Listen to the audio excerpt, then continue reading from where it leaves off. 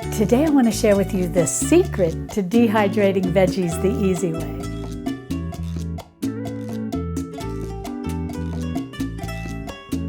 Hi sweet friends, I'm Mary and welcome to Mary's Nest, where I teach traditional cooking skills for making nutrient-dense foods like bone broth, ferment, sourdough, and more. So if you enjoy learning how to be a modern pioneer in the kitchen, consider subscribing to my channel and don't forget to click on the little notification bell below. That'll let you know every time I upload a new video. When it comes to dehydrating vegetables, it can really wind up being a lot of prep work in advance of being able to dehydrate them. There's often a lot of cleaning and washing and slicing or chopping or whatever the case may be before you even get to dehydrating them. But what if we could make that a lot easier? Well, this is where Darcy over at the Purposeful Pantry has come to the rescue. And those of you who know her secret. The secret to dehydrating veggies the easy way is to start with frozen vegetables. So I thought we'd have some fun today and dehydrate a variety of frozen vegetables. And then once they're dehydrated, let's rehydrate them and see how they do. Do they just rehydrate nicely for a soup or a stew, which is still great because I love making soups and stews during the fall and the winter months, but frozen veggies can take up a lot of space in my freezer. So if I can dehydrate them down to just a jar and be able to have them available to throw into soups and stews where while they're cooking, they rehydrate beautifully, I'm happy. But can we also rehydrate them to the point where they still make a nice side dish? I'm very curious to see how that turns out. Now, as you can see, I've got a lot of frozen vegetables. I got a very good buy on these at Aldi. And if you've not had a chance to see my Aldi haul, I'll definitely link to that video because I think you'll really enjoy it. I show a lot of different things that I was able to buy for under $1. So it was a real bargain haul. Well, I've got my dehydrator trays here, and they just have the little mesh topping, which I think is going to be fine. I'm not going to use any of the silicone sheets or any parchment paper. I'm not going to use anything like that. I think this will really allow for good air circulation and good drying, and I think that the mesh is tight enough to make sure that nothing falls through as it dehydrates, even though it shrinks. Now what I'm going to do is I'm going to go ahead and open these. I just took these out of the freezer a few minutes ago, so they're nice and frozen. I guess an option would be to let them defrost. That may speed up the dehydration time. What I'm going to do is just go ahead and put them in a mesh strainer and rinse them under warm water just to kind of get off some of the ice and whatnot. Now what I've got here are green peas, and this was a 12-ounce bag. So I'm just going to start spreading this out. Whoops, one's getting away. I'm just going to spread these out onto my dehydrator tray and see how many I can fit on here in terms of bags. It might just be one 12-ounce bag, but I think maybe I can get a little more. Well, I've got the 12-ounce bag spread out here, and I definitely think that I can fit more peas on here. So I'm going to open up my second 12-ounce bag, give it a rinse, and then add in whatever I think I can fit. Well, I think I might be able to get enough on here that would probably equal 16 ounces. So if you have a 16-ounce bag, you're probably going to be able to put the whole bag onto your tray. Well, I'll go load this first tray into my dehydrator, then I'll finish the peas, and then we'll move on to the other veggies, and I'll show you how I do those. Well, I filled 3 dehydrator trays with 4 12-ounce bags of frozen peas. So that worked out to be approximately 16 ounces per tray. But I don't want to run out of trays because I've got all of this too. So my 5th bag, I'm going to go ahead and put back into my freezer, and I'm going to do it for each of these. And that way, hopefully I'll have enough trays to dehydrate 4 bags of each of these. Now, in addition to everything I found at Aldi, which we'll talk about in a minute, I also at my own grocery store found baby lima beans and this wonderful mix. And you're going to have to forgive my pronunciation, but this is from H-E-B. It's their line, and it's their Sabor Tradicional collection, and it's a mezcla guarancino or guarancino. I'm not quite sure how it would be pronounced, but it's this glorious blend of broccoli, cauliflower, corn, and carrots. And so I want to dehydrate these as well. But what my plan is, I'm going to take the ones I got at Aldi, so we already saw the green peas. I have corn, which I think is going to dehydrate up quite nicely. And then I also have mixed vegetables, which I'm really excited about dehydrating these, because these are wonderful for throwing into soups, you know, just when they're frozen or fresh. And being able to dehydrate them and throw them into a soup will be even better, because I'll have less, they'll take up less room. You know, I can just put them in the pantry. I don't have to worry about taking up all that space in my freezer. But what I'm going to do, because I don't want to run out, I think I'm getting close to maybe running out of trays. And then I'm going to reserve one tray for these. So if I have to put some of my frozen veggies back in the freezer and just, I might wind up dehydrating them another day, depending on how all of this turns out, or just cook them and serve them as a side dish. Well, I emptied this out of the bag and I gave it a rinse in my mesh strainer. And I have to tell you, I love how this is cut up. The broccoli and the cauliflower are cut into very small pieces. So this is perfect for dehydrating.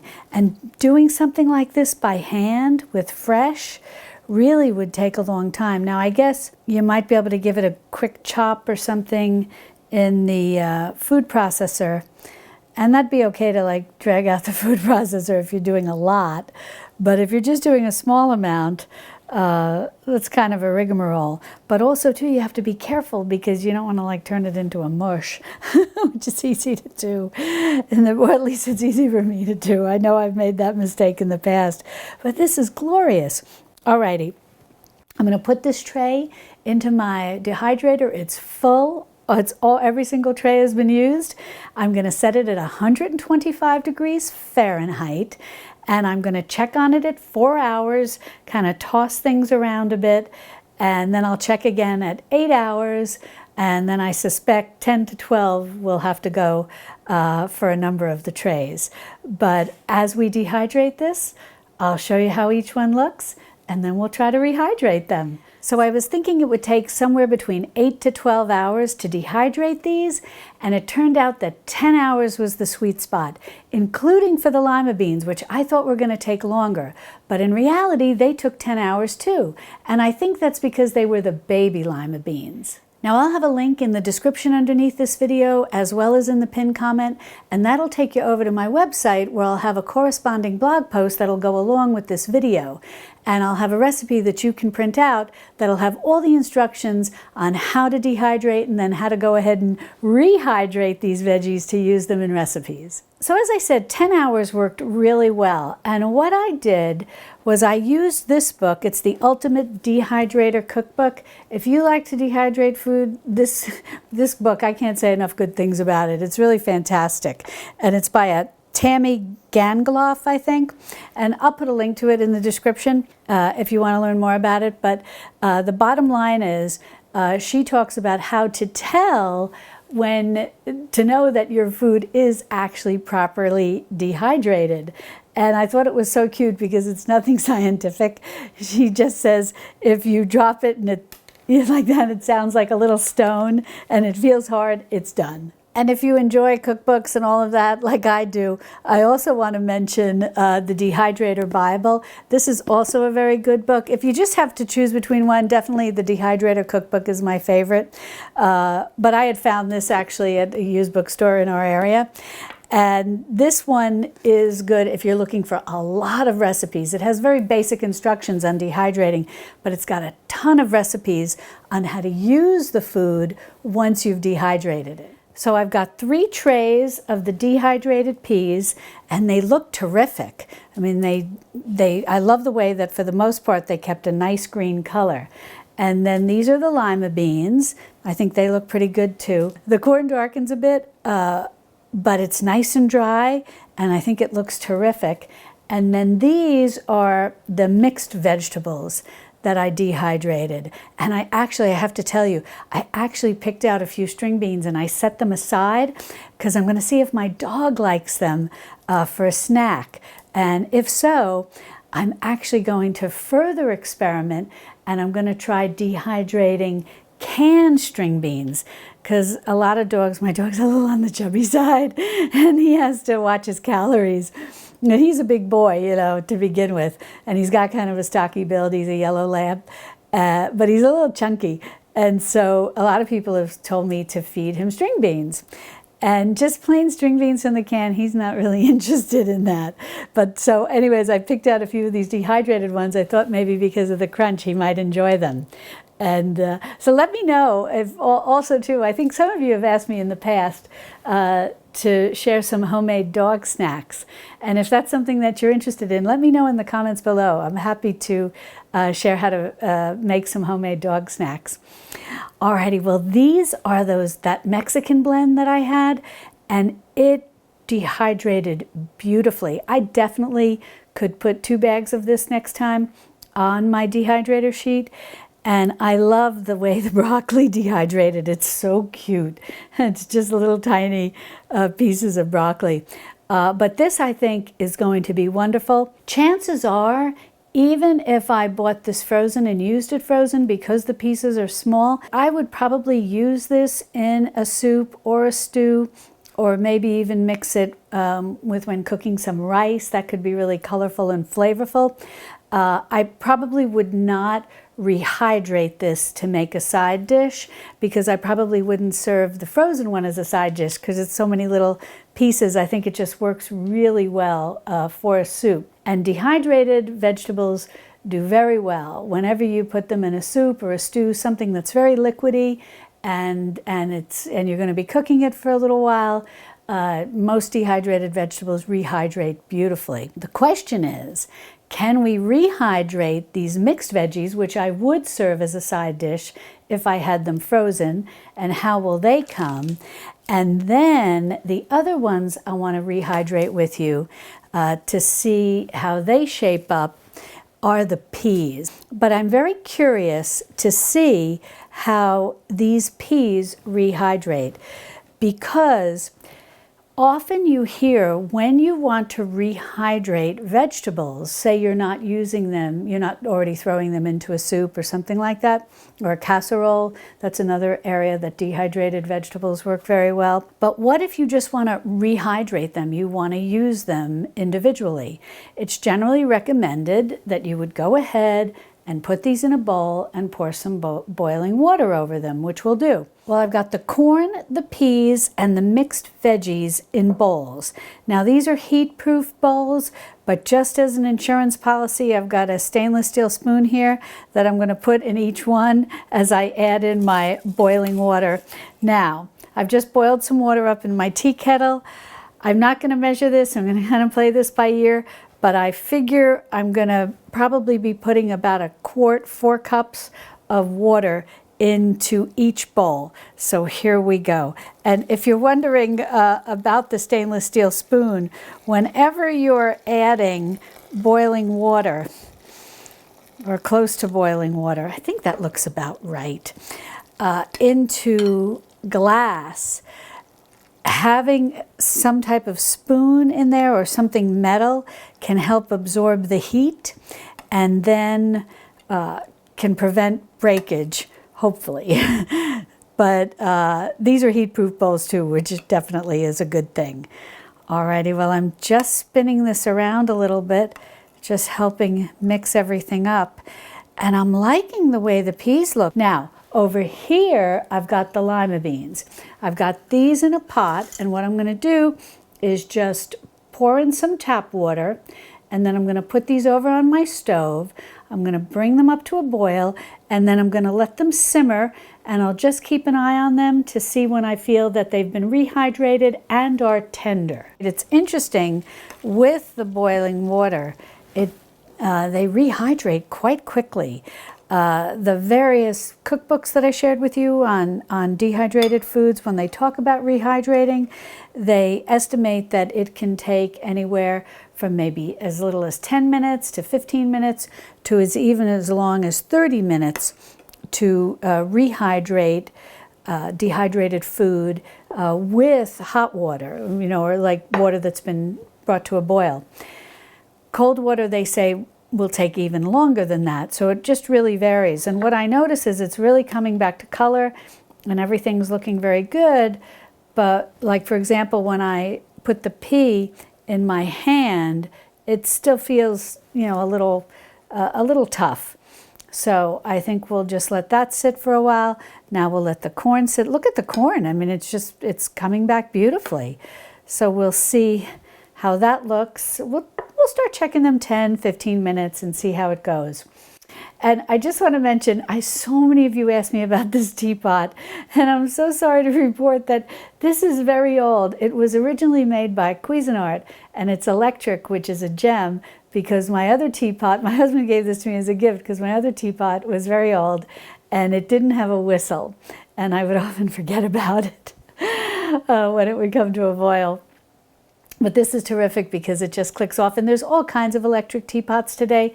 But this, I don't know if Cuisinart makes the style anymore. I've not been able to find it online. But that's, if you're looking for that, it's Cuisinart and it's an electric teapot. Now, there are a couple of tips that I want to share with you. I am not covering these because I want to be able to keep an eye on them and check them periodically.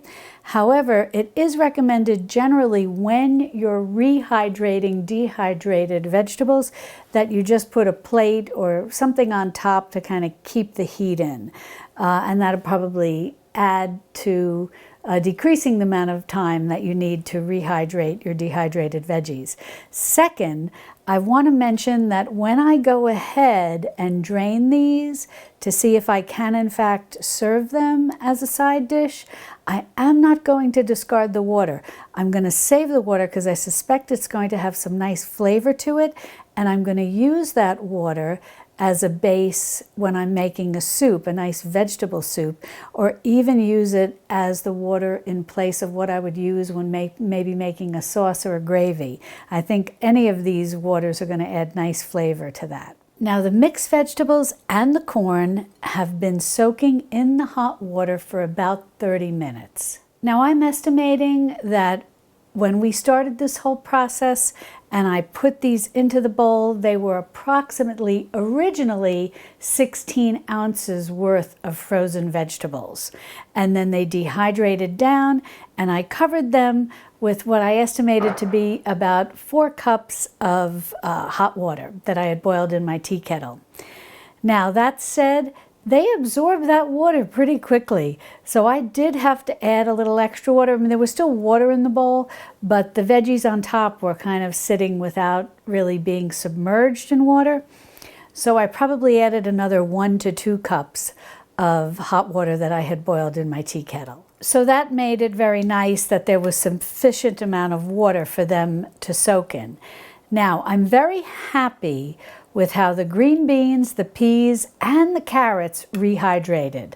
However, the corn rehydrates somewhat unevenly. So I could see that you couldn't go ahead and just use this right away the way you may be able to use frozen vegetables. Like, for example, I would have a bag of frozen vegetables like this, mixed vegetables, take them out of my freezer, just quickly run them under hot water to defrost them, and then maybe throw them in with some pasta to make a pasta salad. I'm not even getting involved with cooking them. What I can tell is that, first of all, it's very good news that the green peas, even in the boiling water, did rehydrate and maintain their color, so you really don't need to worry about using cold water. However, because the corn, so that would be great if you're just doing peas, and I think they would rehydrate beautifully with the boiling water from the tea kettle, and then be able to be used very similarly how you would use the peas taken right out of the freezer. However, because of the unpredictability of how the corn rehydrates, I think that we would have to cook these. Now, let's talk a minute about cooking them. Yes, you could throw them into a soup, you could throw them into a stew, you could throw them into a casserole, and I think they would rehydrate and cook just fine. But I also think, and I'm going to tell you why in a minute because of my experience with the lima beans, I think you could go ahead and just put these into a saucepan, cover them with some water, bring it up to a boil, and then simmer them for however long it would take them to rehydrate and cook. And then I think they would be very similar to if you would just warm some frozen vegetables. The cooking process will take a little longer than if you were just warming frozen vegetables right from your freezer. But I think it might be worth it given that chances are, and we're going to talk about storing this in a minute, I think I had 5 bags. I dehydrated 5 bags. They were 12 ounces each, so that's 60 ounces of frozen vegetables, which took up a lot of room in my freezer. And I think I could probably fit all of that into a quart-sized jar.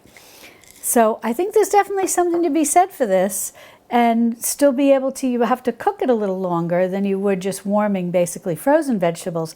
But I definitely think you could turn this into a side dish just fine. Now, let's take a minute to talk about the corn. The corn rehydrates just as the same problem I had in with the mixed vegetables.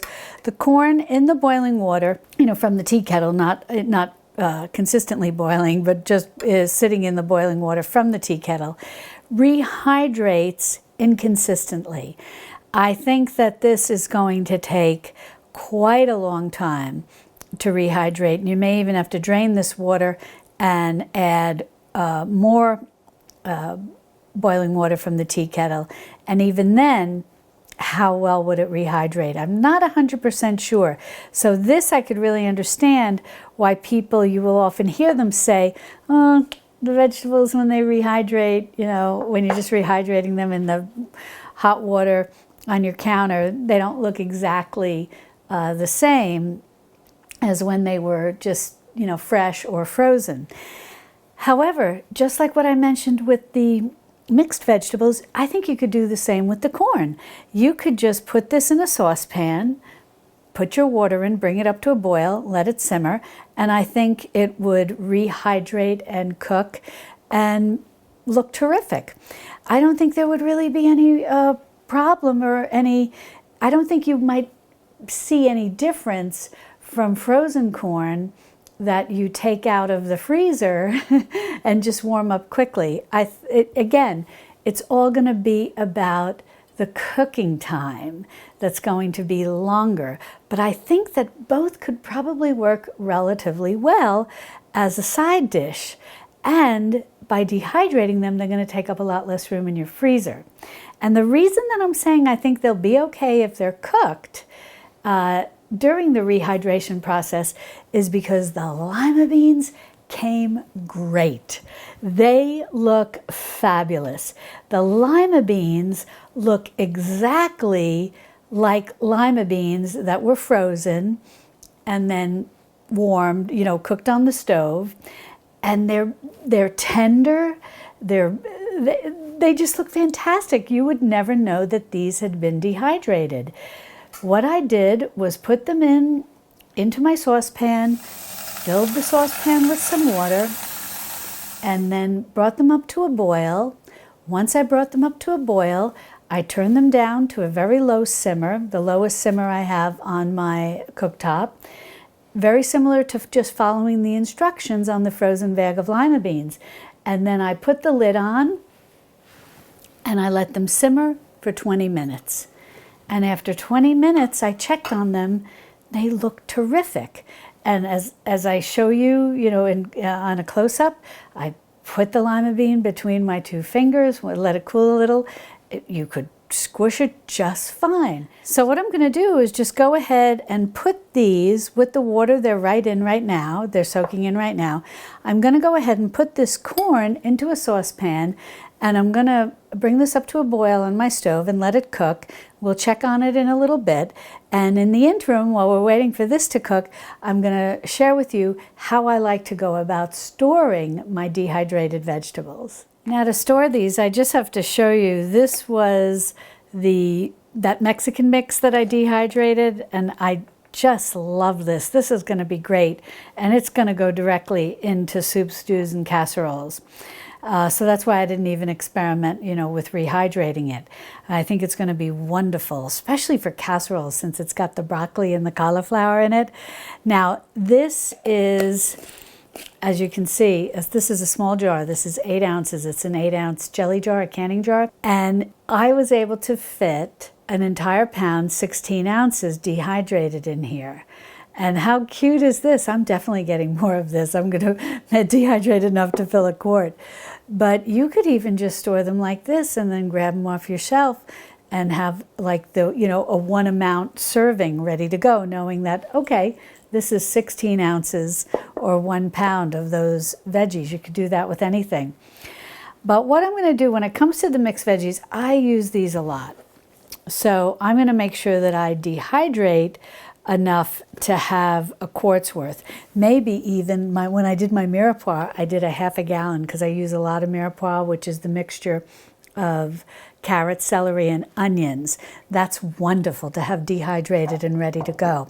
Now, I'm going to show you how I'm going to try to suck the air out of this using the food saver system. But I also want to mention that I am possibly going to put in some of these silica gel packs.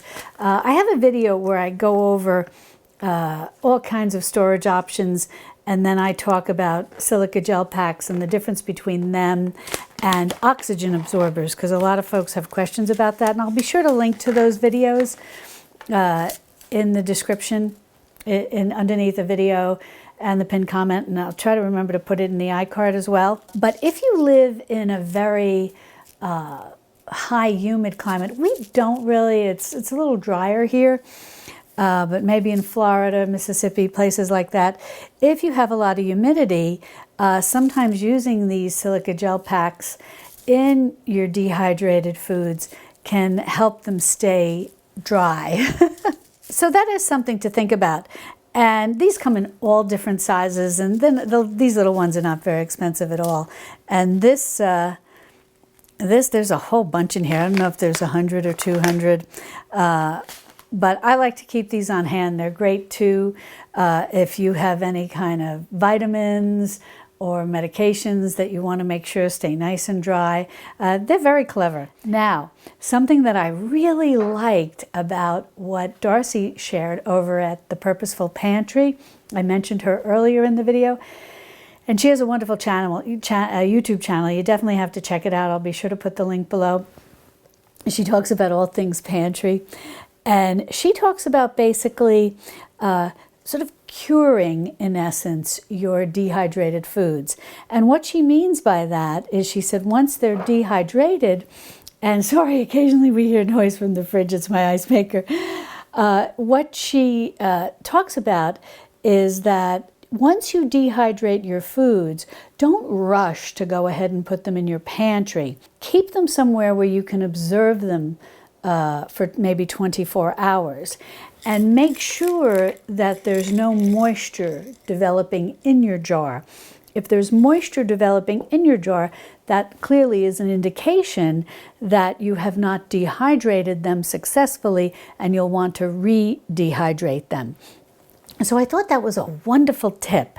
So once I get these all sealed up, and I'm going to put them on my counter, I'm going to keep an eye on them, and I won't put them in my pantry until I definitely, in essence, have cured them and know that they are properly dehydrated. Now I'm going to put my dehydrated peas and my dehydrated mixed veggies into pint-sized jars.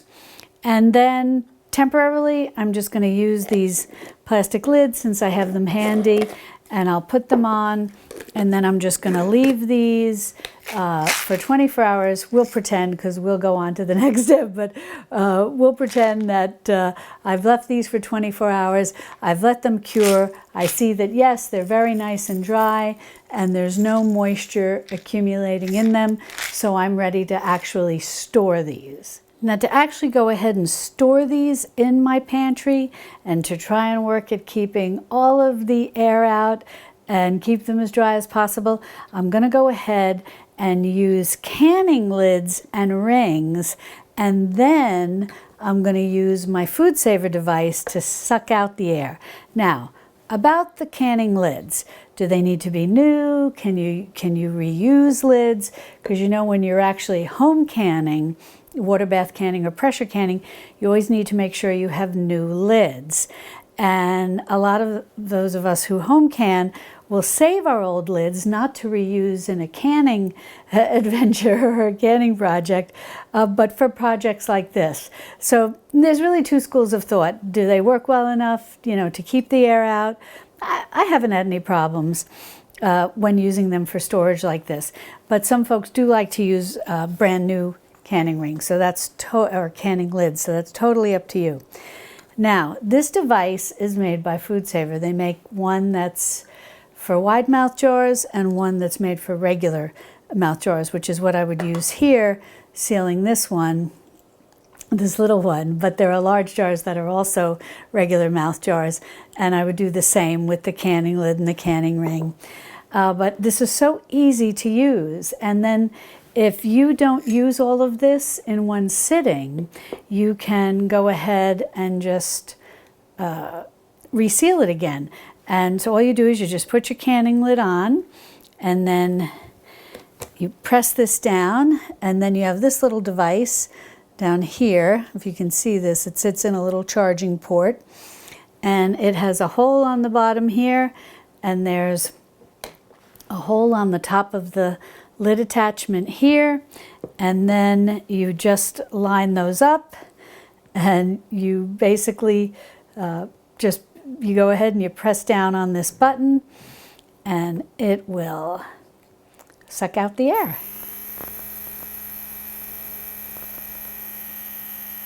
Now, as you're sucking out the air, you'll hear the sound change slightly. It's difficult to hear it on camera, but when you do this in your kitchen, you're going to hear the sound change slightly. And that's usually an indication to you that it's pretty much sucked out a lot of air. Then you can just go ahead and put this back into its little charging port, and it just sits right in that little thing like that. It's terrific. And then you go ahead and remove this. Now, don't worry, sometimes, not so much with the wide mouth one, but sometimes if you're using, for some reason, I don't know why, the regular mouth one, as you're pulling it off, sometimes this blue part, whoops, will come out. But you just go ahead and you just stick it right back in. It's no big deal, and it'll work just fine. Now, how do you know if it had a good seal? Well, just kind of like with canning jars, when you're water bath or pressure canning, you'll see that the little button on top has depressed. It's slightly concaved, the way when you are doing canning. But the good news is, if you go around and you try to pull this lid off, you can't. So that's nice and secure. So I'm going to go ahead and store this in my pantry. And next time I want to make a soup or a stew, I'll probably use the whole jar if I'm making a large quantity of something.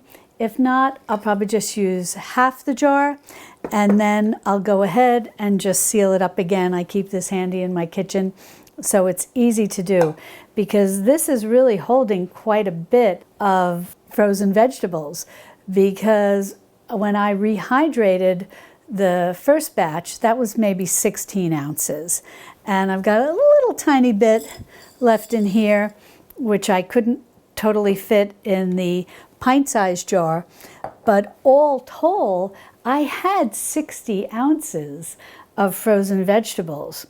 So if you take away maybe 16, that was not an exact science. So say 16. This has got a lot of frozen vegetables in here for taking up very little space. Now let's go check on that corn and see what happened. Well, on the stove, the corn rehydrated beautifully. I brought it up to a boil, turned it down to low, put the lid on, and let it simmer for 10 minutes, and it's glorious. Now, some of the kernels do look slightly darker than some of the other kernels. However, I tasted one, and the texture is perfect, so it's nothing to worry about. You could drain these, toss them with butter, and they'd make a fabulous side dish. And dehydrated, they're going to take up a lot less room in your pantry than they are in your freezer. Now, if you would like more information on dehydrating food, as well as drying food in your oven when you don't have a dehydrator, be sure to click on this video over here, where I have a playlist that covers how to dry vegetables, fruits, herbs, all sorts of things, and in all different ways. And I'll see you over there in my Texas Hill Country kitchen. Love and God bless.